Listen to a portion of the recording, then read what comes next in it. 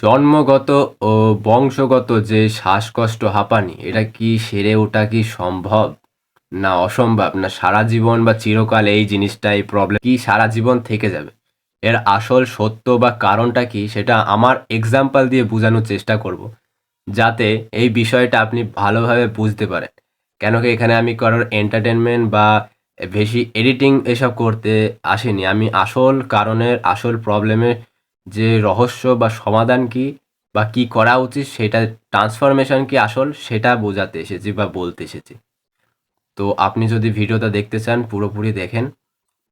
তো আজকের ভিডিওর টপিক এটাই, জন্মগত কি বংশগত যে শ্বাসকষ্ট সেটা কি সেরে ওঠা বা সারানো কি সম্ভব, যে আসল রহস্য সেটা বলছি।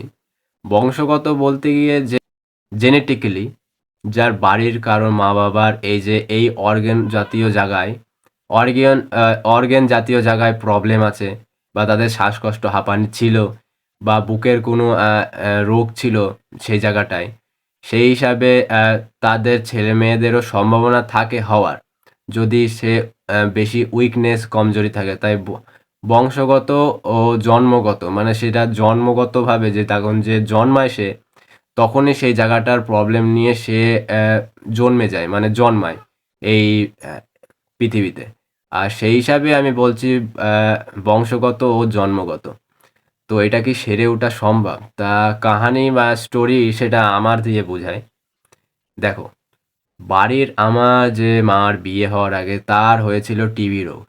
আর সেই হিসাবে তার যে বুকের যে পুরো জানো তো, গা মা শুকিয়ে যাওয়া, কিছু না খেতে পারা, দুর্বল, কত কষ্টকর একটা বিষয়। সেই টাইমে সেই জায়গাটা যে এত কমজোর হয়ে যাওয়া, উইকনেস, সেই টাইমে তারা সেটাকে ঠিক করে অনেক ট্রিটমেন্ট, আরও নানান রকমের তাকে কেয়ার করে খাবার দাবার সব কিছু।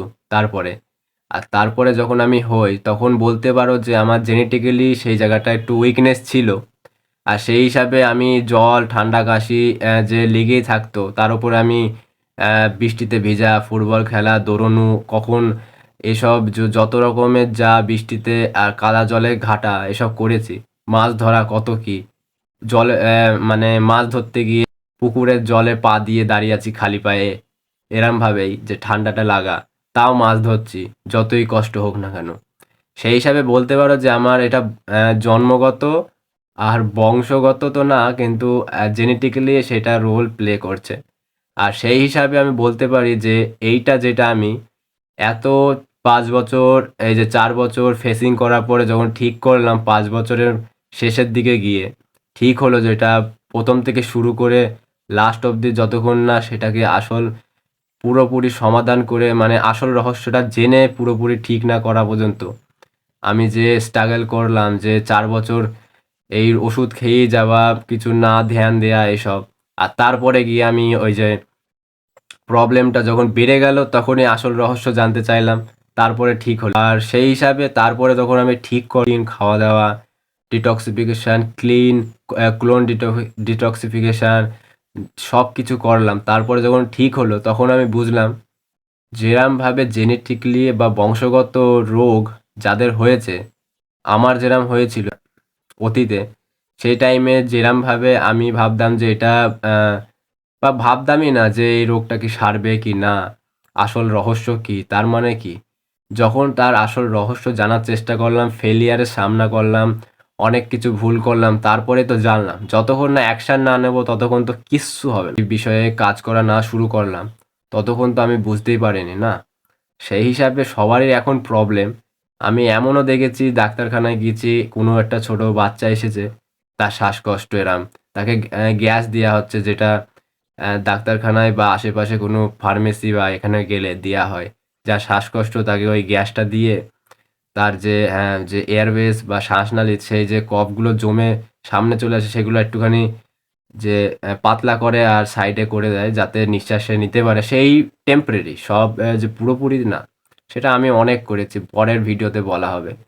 আর সেই হিসাবে আমি জানলাম যে জন্মগত সেই জিনিসটা সারা একদমই সম্ভব। কেন কি আসল কারণটা কি, সেই জায়গায় কি প্রবলেম সৃষ্টি হয়েছে বা কি করতে হবে তার সমাধান। প্রথমত সেই জায়গায় যে বলেছি যে পুরো কফ জমে গেছে এয়ারওয়েজে পুরোপুরি, সেটাকে গাঢ় হয়ে গেছে, শক্ত হয়ে গেছে, আর সেটাকে পাতলা করে পুরোপুরিভাবে বের করতে হবে। তার জন্যে কি করতে হবে? উল্টোপাল্টা খাওয়া-দাওয়া, বাইরের খাওয়া, তারপরে মাছ, মাংস, ডিম যেগুলো বেশি এক্সট্রা পরিমাপে এই যে কফগুলো তৈরি করে সেগুলো বন্ধ করা। তারপরে সাধারণ ফল, salad, juice, detoxification, enema pad, a wet pack সব ব্যবহার করে রক্ত থেকে পুরনো মল, ক্লোন থেকে পুরোপুরি বের করা। সবকিছু, তারপরে সঠিক খাবার খাওয়া, সঠিক নিয়মে, সঠিক টাইমে খাবার বন্ধ করা, সঠিক সহজ উপায়ে। এগুলো তো আমি লাস্টে এখন জেনেছি তারপর বলছি। তার আগে তো কিচ্ছু জানতাম না। যখন যা ধীরে, ধীরে ভুল করে, করে শিখে তারপরে। ৩ থেকে ৬ মাস টাইম লেগেছে আমার এই শিখতে আর ঠিক করতে পুরোপুরিভাবে। যখন দেখলাম এর করার পরে ফলে তো পুরো অ্যালকালাইন হয়ে গেল বডি। পুরো অ্যাসিডির থেকে যে বডি পুরোপুরি জড়তা, অ্যাবনরমাল কিছু জিনিস, এয়ারওয়েজের যে যত সব প্রবলেম সেগুলো ঝেঁটিয়ে যেরকম বিদায় করে সেই হিসাবে আমি পুরোপুরিভাবে সেই জায়গায় ক্লিন করে দিলাম সব কিছুর মাধ্যমে অল। তারপরে আমি ভাবছিলাম, মানে কেয়ার করিনি যে এই প্রবলেম আরও কারোর আছে বা তাদের সমাধান কি হতে পারে, আসল রহস্য কি সেটা বলবো। এখন আমি বলছি এত বছর পরে দেখলাম কি তাদের এমার্জেন্সি ব্যাপার আছে বা তারা খুঁজে বেড়াচ্ছে, ঠিক করতে চায়। এত ইউটিউব একটা সার্চ ইঞ্জিন প্ল্যাটফর্ম হয়ে গেছে যেখানে গুগল আর ইউটিউব গুগল ফার্স্ট নাম্বারে, তারপর ইউটিউব ২ নাম্বারে, তারপরে আরও রোবোটিক চ্যাটবট অনেক এসেছে, সেগুলো থার্ড নাম্বারে চলে এসেছে। সেই হিসাবে সার্চ ইঞ্জিন প্রবলেম নিয়ে সার্চ করে বেশিরভাগ। আর সেই হিসাবেই দেখছি কি যে অনেক লোকের এই প্রবলেম, তাই আমি এমার্জেন্সির জন্য একটা প্রোটোকল বানিয়ে দিলাম। অ্যামাজনে, গুগল প্লে স্টোরে, ওয়েবসাইটে লিস্ট করে দিলাম। সেখানে সে এ টু জেড ভাবে ৩টে ল্যাঙ্গুয়েজে দেখতে পারে যে কি করে সে আর সমাধান করবে, আসল রহস্য কি, সব কিছু খাবার দাবার সহজভাবে কি কি করা উচিত দিনভর সব কিছু দিয়ে দিয়েছি। সেই জায়গায় দেখতে পারেন চাইলে, যার এমার্জেন্সি সে ওখানে গিয়ে দেখে নিয়ে সেটা অ্যাপ্লাই করার সঙ্গে সঙ্গে শুরু করে দেবে।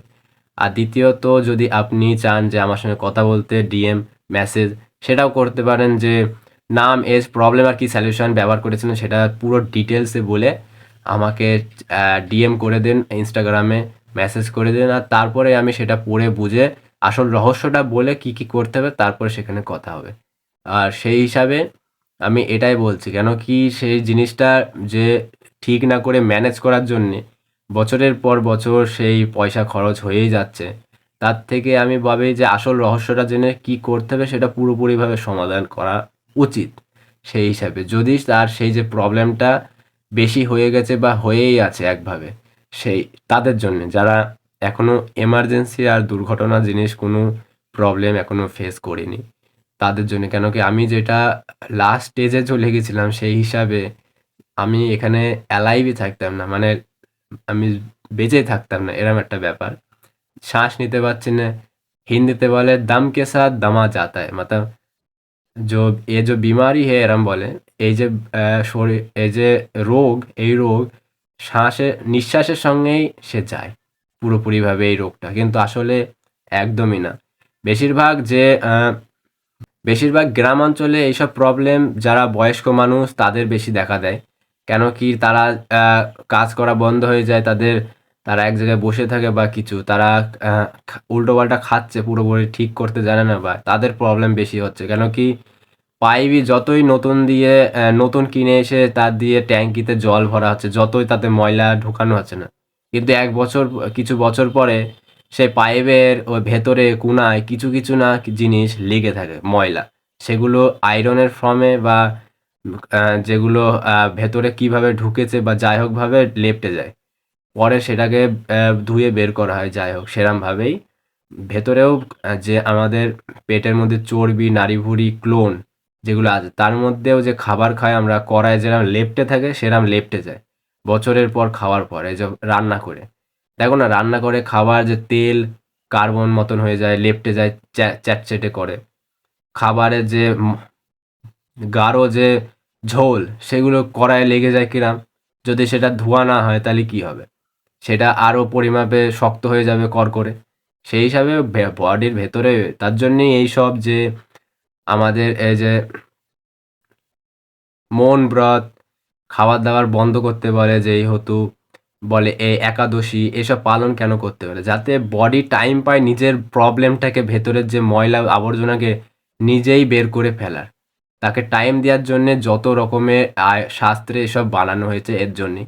কেন কি তারা জানতো এই যে সময়টা আসবেই, যেই টাইমে মানুষ এর কাছে খাবার থাকবে একগাদা, যার কাছে থাকবে সে খেয়েই যাবে উল্টোপাল্টা, তার কোনো ম্যানেজ বা ব্যালেন্স বা বুঝার চেষ্টা করবে না, কমফোর্ট বা কমফোর্টেবল হয়ে যাবে সেই হিসাবে। আর যার কাছে তো খাবার নেই সে তো খাবার খেতেই পারবে না, কেন কি সেও ভাববে যে তার এই কিসমাত, মানে কপালে তাই লিখা ছিল। কেন কি সে সেই টাইমে বুঝতে পারছে যে তার কাছে এই জিনিসটা নেই বা এই জিনিসটা আছে, কিন্তু তার উম, উম, থাকার পর, মানে ধরো কারোর অনেক খাবার আছে বাড়িতে অ্যাভেলেবেল, সে খাবারের মর্ম বোঝে না, বা যার কাছে খাবার নেই তার মর্ম বোঝে কিন্তু খাবার কি করে আয় করে খাবারটাকে পাবে সে বুঝতে চাচ্ছে না, বা তার অবস্থা দেখে সে আর মন করছে না। আর যার কাছে খাবার আছে তার মন করছে না যে সেই খাবারটাকে ম্যানেজ বা ব্যালেন্স করে খাবে বা তার বিষয়ে জানতে সেই হিসাবে। আর যার কাছে যে মিডিল পয়েন্টে থাকে সে যদি বুঝতে পারে, সে পরবর্তী টাইমে গিয়ে সেইটা ম্যানেজ আর ব্যালেন্স করে চলার চেষ্টা করে পুরোপুরিভাবে। তো এখনকার দেখতেই পাচ্ছেন আপনারা সেলিব্রিটি যারা 60 বছর 61 বছর মনে হচ্ছে জবান, তারা বিয়ে করছে অনেকজনা 2টো 3টে করে, যাই হোক সেই হিসাবে আমি বলছি তারা জানে যে খাবার কি করে খেতে হয় বা খেলেও বা কখন কিভাবে খাওয়া উচিত, আর তারা মেনটেন করে বডিকে কিভাবে, জানে যে বডি ইজ অ্যালাইভ, তার জন্য সে বেঁচে আছে বা বডি যতক্ষণ পরিষ্কার থাকবে সেও ভেতর থেকে পরিষ্কার থাকবে, আর তার যে সেলস সেগুলো আবার জেনারেট হয়ে যাবে নতুনভাবে, আর তাকে আরও তরুণ তৈরি করে দেবে সেই হিসাবে। কেন কি পরবর্তী টাইমে যদি কেউ এই যে ফর্মুলা ব্যবহার করতে চায় সে কোনোদিন বুড়োই হতে পারবে না, কেন কি সে তার কাছে নাই, সে আর্থিক দিক থেকে কমজোর, উইকনেস, সে সেইটা জোগাড় করতে গিয়ে সেই দিকে মন দিতে পারে, অর্থ বেশি আছে সে সেই বিষয়ে জ্ঞান নেই কী করে কী করবে, বা তার অর্থ নেই, সে অর্থ জোগাড় করতে গিয়ে সেই এই বিষয়ে জ্ঞান দিতে পারে না। আর যার কাছে দুটোই আছে মিডিল পয়েন্টে, সে যদি জানার চেষ্টা করে সে সহজেই এই দুটো মেনটেন করতে পারবে। কেন কি সে জেনে গেছে আসল রহস্য কী, কেন কি এতদিন যা ঘটছে আশেপাশে সব কিছু খবরে যা যা, এগুলো দেখে বোঝা উচিত যে কি ভুল করেছিল, কি আসল কারণ। হেলথের ব্যাপারে, ওয়েলথের ব্যাপারে, হ্যাপিনেস, জয়, এই 3টে বিষয়ই বেশি ইম্পর্টেন্ট রোল প্লে করে এই আর্থে, এই পৃথিবীতে। সেটা আমিও বুঝে গেছি। এখন বয়স আমার 19 বছর, আর আমার নাম জিৎ সরকার, আর আমি রিভার্স করেছি আমার asthma sinus without any medicine, ওই ন্যাচারাল পদ্ধতিতে। তাই এর জন্যই বলছি, আপনাদের কি মতামত নিশ্চয়ই জানাবে। দেখা হচ্ছে নেক্সট ভিডিওতে, আজকের জন্য এইটুকুই।